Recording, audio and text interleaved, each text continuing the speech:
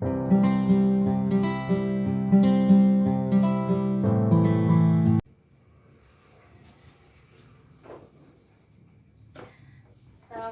warahmatullahi wabarakatuh. Waalaikumsalam warahmatullahi wabarakatuh. Selamat pagi anak-anak. Pagi Ibu. Gimana kabarnya hari ini? Alhamdulillah baik. Ibu gimana kabarnya? Alhamdulillah baik juga. Baik, sebelum memasuki materi, Ibu absen dulu ya. Baik. Husnul, Hadirah. Niken, Hadir. Najwa, Hadir Ibu. Alia, Hadir. Syifa. Iya Ibu. Untuk hari ini, alhamdulillah anak-anak hadir semua ya. Ya. Nah, sebelum memulai pelajaran kali ini, mari kita berdoa terlebih dahulu. Untuk ketua kelasnya, silahkan dipimpin untuk berdoa. Sebelum belajar hari ini, Al-Fatihah. Selesai. Baik, ada yang masih ingat materi yang sebelumnya? Materi respirasi Ibu. Iya, Husnul, apakah kamu masih ingat apa sih respirasi itu? Ya, silakan Husnul dijawab. Sistem pernapasan atau sistem respirasi adalah sistem biologis yang terdiri dari organ dan struktur-struktur lain yang digunakan untuk pertukaran gas pada hewan dan tumbuhan. Ya, bagus. Nah, terus apa saja sih organ dari sistem respirasi itu? Ada yang tahu? Tidak. Baik, Ibu akan sedikit mengulas lagi mengenai materi yang kemarin. Nah, organ sistem respirasi itu yaitu ada hidung, faring, laring, trakea, epilogis, tabung bronkial, bronkiolus, paru-paru, alveolus, dan diafragma. Nah, untuk materi hari ini yaitu sistem ekskresi. Apa sih manfaat kita untuk mempelajari sistem ekskresi itu? Tahu? Ada yang tahu? Tidak Ibu. Baik, dengan mempelajari sistem ekskresi ini, yaitu kita dapat menjadi lebih memahami organ apa saja sih yang berperan dalam pengeluaran zat sisa, metabolisme, yaitu untuk memahami bagaimana mekanisme proses pengeluaran zat sisa hasil metabolisme, dan apa saja yang dikeluarkan dari tubuh. Nah, untuk tujuan pembelajaran kali ini yaitu 1. Agar kalian dapat mengetahui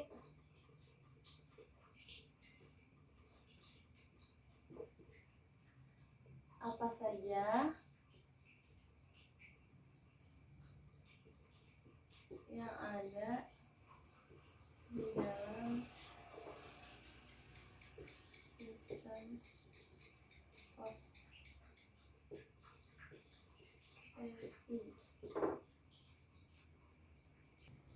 Yang kedua yaitu agar kalian dapat mengetahui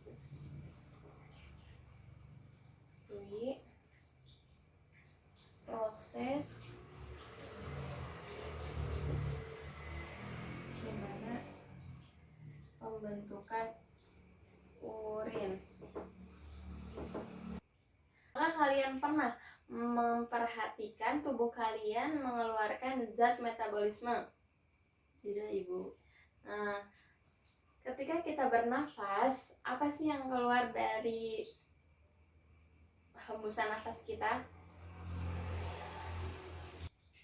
Karbon dioksida Bu.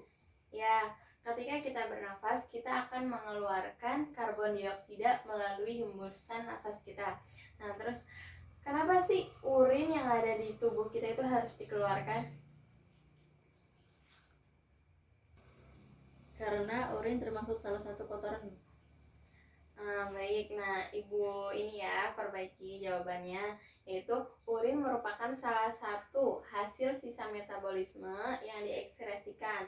Nah, urin mengandung zat-zat yang sudah tidak diperlukan oleh tubuh kita, sehingga harus dikeluarkan karena dapat meracuni tubuh. Ya, kita mulai memasuki materi inti ya, gitu. Ya, Ibu. Kegiatan belajar kali ini kita akan membahas sistem ekskresi. Nah, ada apa saja sih di dalam sistem ekskresi ini? Organ apa saja yang berperan dalam sistem ekskresi ini? Yaitu ada 4. Yang satu itu ada ginjal. Nah, Ibu hapus dulu ya. Nah, sistem ekskresi.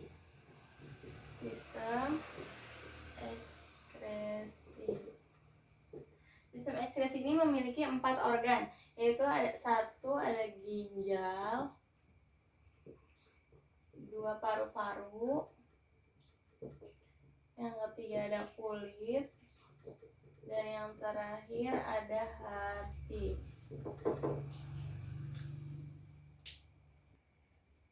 Nah, ginjal merupakan salah satu organ dari sistem ekskresi. Apa sih fungsi ginjal dalam proses sistem? Yang pertama ada ginjal. Ginjal ini memiliki fungsi untuk mengangkut zat sisa dari makanan, obat-obatan, atau racun yang terdapat di dalam darah. Selain itu, ginjal juga berperan untuk mengendalikan keseimbangan cairan dan kadar elektrolit dalam tubuh.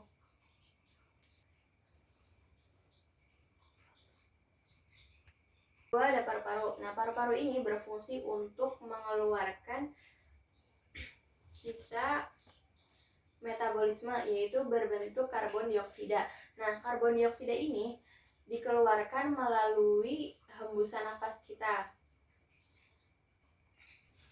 Yang ketiga ada kulit. Nah, kulit ini di dalam tubuh kita, kulit ini memiliki kelenjar keringat. Nah, kelenjar keringat ini yang akan menghasilkan keringat melalui kulit.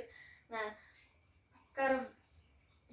kelenjar keringat ini tidak hanya untuk membuang keringat, melainkan dapat membuang bakteri atau membunuh racun-racun yang lain.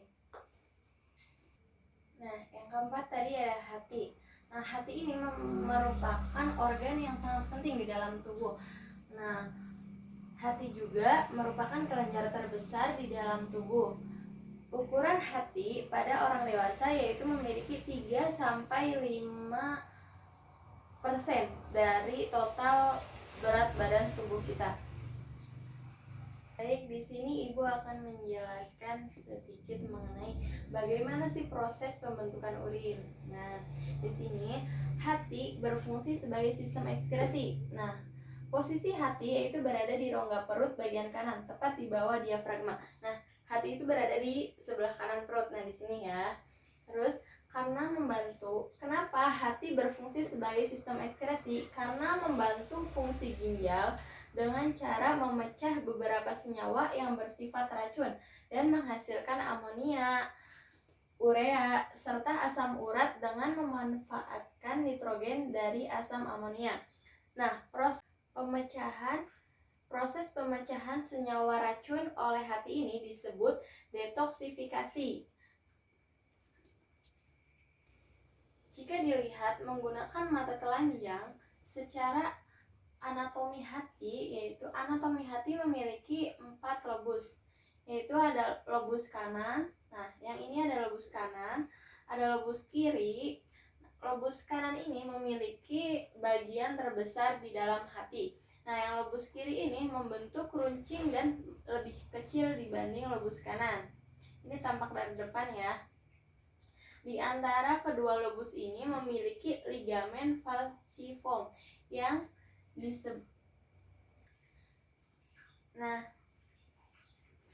filamen falciform ini memiliki fungsi untuk menjadi penyangga hati agar berada di tempatnya. Nah, ini secara anatomi dari tampak belakang ya. Nah, di sini ada lobus quadratus. Lobus quadratus ini memanjang di lobus kanan dan membungkus pembuluh darah balik utama. Nah, di sini ada lobus kuadrat. Lobus kuadrat itu berfungsi untuk membungkus kantong empedu. Nah, di sini kan ada kantong empedu nih. Nah, yang ini yang warna biru itu vena cava interior, yaitu untuk pembuluh balik utama. Nah, dalam lobus terdapat sel-sel yang menghasilkan berbagai jenis enzim yang membantu proses dalam metabolisme tubuh. Nah, di sini ada yang warna biru ini yaitu vena hepatica yang fungsinya untuk mengangkut darah yang terdeoksigenasi dan yang telah disaring oleh hati. Setiap sel ini dipisah oleh jaringan ikat berisi pembuluh darah yang memenuhi hati. Yang kedua ada vena centralis. Nah, yang ini nih. Vena centralis ini vena yang bergabung menjadi vena yang lebih besar dan membentuk vena hepatica yang kemudian akan menuju ke dalam vena cava interior sebagai organ yang berperan sistem ekskresi. Dari sini ketika vena ini terbentuk menjadi vena hepatica yang kemudian akan menuju vena interior, yaitu ke sini nih. Ya. Nah, fungsi hati dalam sistem ekskresi. Nah, fungsi hati ini itu hati berfungsi untuk merombak sel-sel darah merah yang sudah rusak. Nah, sel-sel darah merah yang sudah rusak ini akan dirombak atau diuraikan menjadi hemoglobin. Nah, hemoglobin ini akan diuraikan menjadi globulin untuk membuat sel darah baru dan metabolisme protein. Nah, dari hemoglobin juga terbentuk zat besi. Nah, zat besi akan disimpan di hati atau sumsum tulang belakang. Nah, dari hemoglobin juga ada senyawa hemin. Senyawa hemin ini akan diubah jadi zat warna empedu atau disebut bilirubin dan biliverdin. Nah, fungsi hati dalam sistem ekskresi itu berfungsi juga untuk menghasilkan empedu secara terus-menerus. Empedu berperan mengeluarkan racun dalam tubuh serta melindungi tubuh dari bakteri. Nah, zat tidak baik ini diserap oleh hati. Nah, dari sini ke sini terus dan dikeluarkan dari dalam tubuh melalui empedu. Nih, melalui kantong empedu ya. Zat ini dikeluarkan bersama urin dan feses. Nah, zat yang tadi yang tidak baik itu zat sisa metabolisme, gitu kan. Kayak zat-zat yang nantinya ketika ditumpuk terus-menerus di dalam tubuh itu akan menjadi racun untuk tubuh kita. Nah, yang mengakibatkan nanti terjadi penyakit gitu. Nah, zat tersebut dikeluarkan melalui urin atau feses. Nah, fungsi hati dalam sistem ekskresi. Fungsi hati lainnya adalah mengurai gas amonia yang berbahaya bagi tubuh, yaitu menjadi zat yang lebih aman, yaitu urea. Nah, urea dari dalam hati akan dikeluarkan dan diangkut ke ginjal. Dan yang kemudian akan dikeluarkan dari tubuh bersama urin. Nah, gimana anak-anak? Apakah sudah paham untuk materi kali ini? Paham, Ibu. Nah, baik, karena kegiatan kali ini yaitu belajar kita kali ini kita akan diskusi untuk memecahkan masalah yang akan Ibu berikan lembar kerjanya. Nah, sebelum Ibu bagikan lembar kerjanya, kita akan membentuk kelompok, yaitu 3 kelompok ya. Yuk, berhitung. 1, 2, 3. 1, 2, 3. 1, 2, 3. Nah, udah ya. langsung bergabung dengan kelompoknya masing-masing, yang satu dengan yang satu, yang dua dengan yang dua, dan yang tiga dengan yang tiga. Nah, nanti ibu akan membagikan lembar kerjanya ya. Nanti kemudian kalian diskusi mengenai masalah yang ibu berikan. Baik, ibu akan membagikan lembar kerjanya. Ini untuk kelompok 1. Ya. Ini untuk kelompok 2. Baik, kalian diskusikan. Ibu beri waktu 20 menit cukup ya? Cukup Ibu. Ya. Oh ya, ini untuk acuan kalian untuk mencari jawabannya. Di sini ada ininya. Baik, didiskusiin ya. Ya. Ini kan tadi mana ya soalnya? Apakah yang dimaksud itu? Ini di sini ada materi.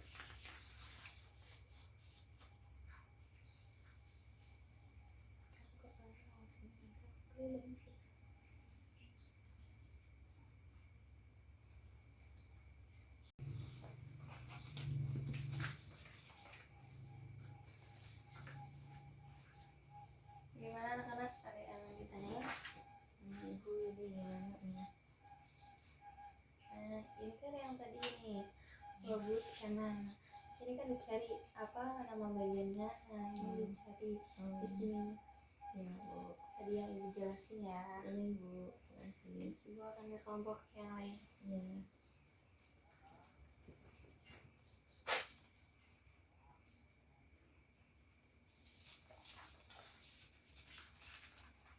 Bagaimana anak-anak? Apakah sudah selesai? Sudah Ibu. Baik, jika sudah selesai, perwakilan dari 3 kelompok ya, nggak semuanya maju. Nah, perwakilan dari 3 kelompok ini, coba kelompok 1 untuk mempresentasikan lembar kerja yang telah ibu berikan.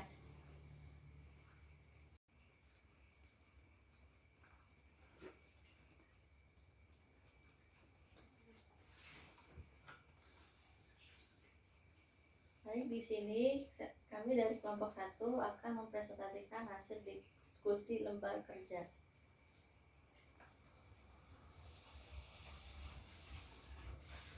Saya Ufi dan Saya Husna Fatimah. Nah, di sini pertanyaannya itu apakah yang dimaksud dengan sistem ekskresi? Sistem ekskresi ialah sistem untuk mengeluarkan zat sisa metabolisme. Yang kedua nih. Sebutkan organ-organ yang termasuk ke dalam sistem ekskresi, yaitu ginjal, kulit, paru-paru, dan hati. Nah, yang ketiga, bagian-bagian apa saja yang kamu temukan di dalam hati? Nah, tadi kan udah dijelasin ya sama ibu. Di sini ada kolom. Di lembar kerjanya ada kolom. Nah, di sini kita menemukan ada lobus kanan, yaitu pemproses utama. Nah, lobus kiri yaitu memiliki fungsi pusat pemprosesan utama. Nah, yang ketiga ada lobus quadratus, yaitu membantu proses metabolisme. Dan yang kelima ada kantong empedu, yaitu untuk menyimpan, mengentalkan, dan melepas getah empedu ke saluran pencernaan. Nah, yang tadi dijelaskan itu udah termasuk nomor 4. Nah, nomor 4 kan apa fungsi dari bagian-bagian yang kamu temukan di dalam hati.